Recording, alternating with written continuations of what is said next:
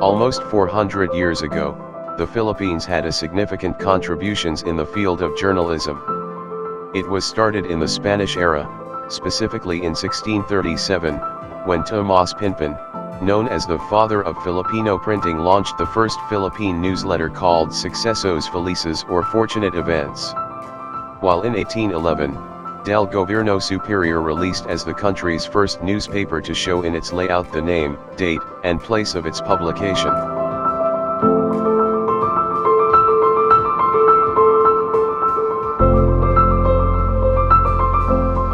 1846, La Esperanza came and known as the first daily newspaper in the country. 1889 to 1898, revolutionary newspapers were published like La Solidaridad, Angkalayan, El Heraldo, and La Independencia.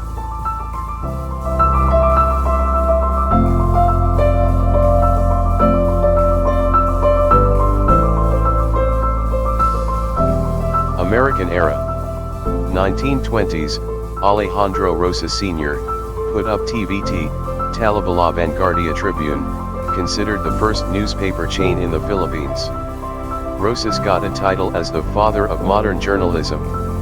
1930s, Senator Vicente Madrigal, owner of the Herald, put up his own publication chain called DMHM, comprised of Spanish Daily, El Debate, Weekly, Monday Post, Herald, and Mabiyay, a Filipino daily.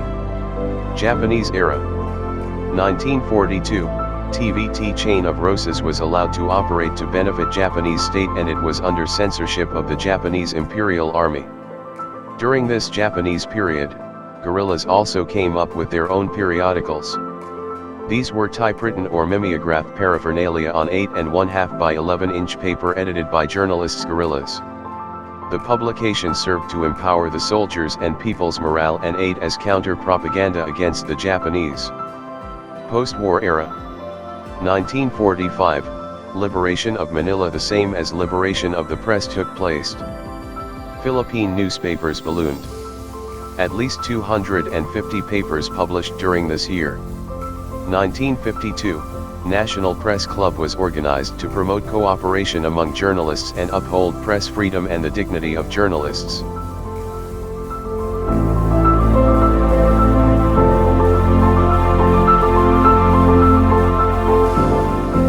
The years 1946 to 1972, or the period from post-war era to pre-martial law, was known as Golden Age of Philippine journalism. The Philippine press began to be known as the freest in Asia. The press functioned as a real watchdog of the government. It was sensitive to national issues and critical of government mistakes and abuses.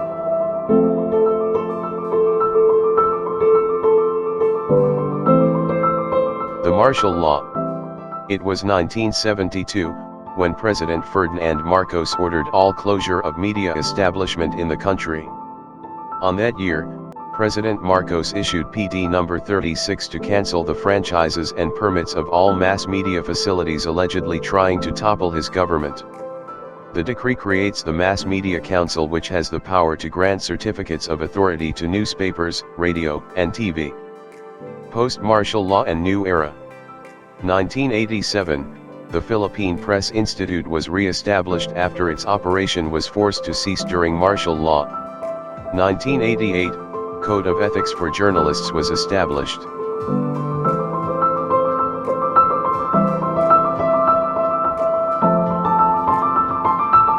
1991, the Republic Act 7079, or known as Campus Journalism Act of 1991, was approved to give more opportunities to learners from elementary to tertiary levels. 1994, the Philippine government acquired a permanent public internet connection.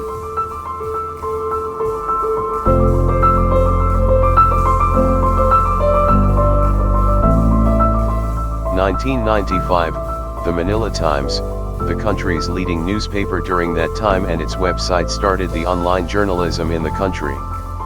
2009, The worst case of election-related violence in the country's history was recorded, known as Maguindanao mass killings.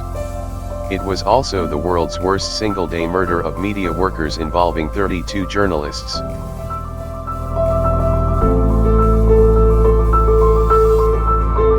After a decade, in 2019, justice was served in the Maguindanao massacre case. Brothers Andal Datu Unsay Ampachuan Jr. and former autonomous region of Muslim Mindanao Governor Zaldi Ampachuan and several police officers were handed down a guilty beyond reasonable doubt verdict.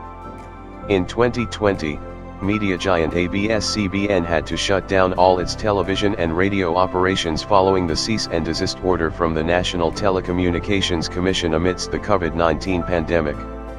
The company's franchise was expired last May 4, 2020, as the main basis of the closure.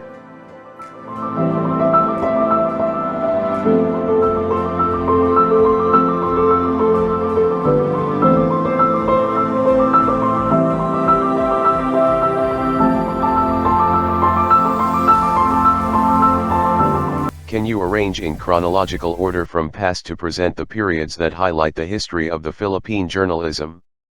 To answer this, here are the choices. American era. Japanese era. Golden age of Philippine journalism. Martial law period. New era. Post-war era. Post-martial law period, and the last, Spanish era. So get you pen and paper, you will have 2 minutes to answer. Good luck.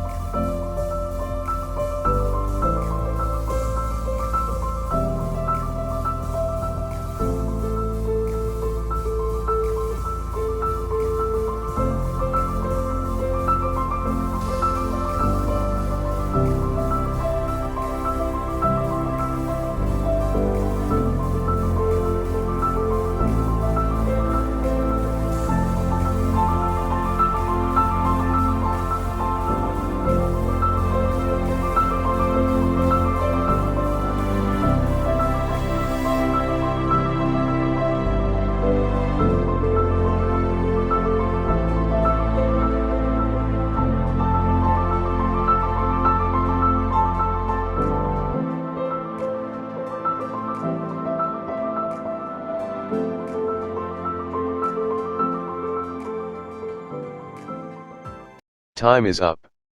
Let's check your answers. The history of Philippine journalism started in Spanish era.